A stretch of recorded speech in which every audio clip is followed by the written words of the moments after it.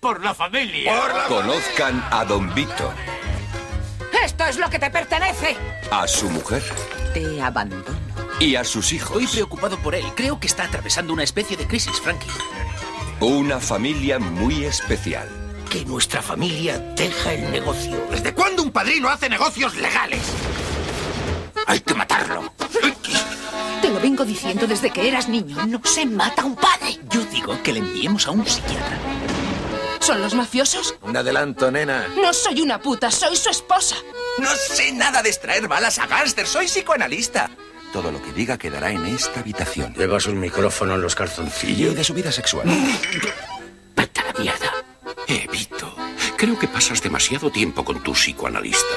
Di Marco ha secuestrado a Me Julián. roba camiones y me da igual. Se lleva a mi mujer y no pasa nada. Vivo mejor sin ella. Pero secuestrar a mi psicoanalista antes de que acabe mi terapia... ¡Esta es la guerra!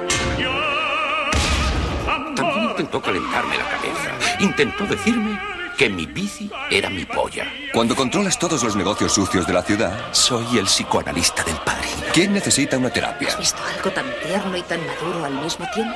Kevin Pollak, Solo en mis sueños. ¿Me siento bien? Robert Loggia, ¿Esta mierda de terapia funciona? Sí, pero no pierda el control.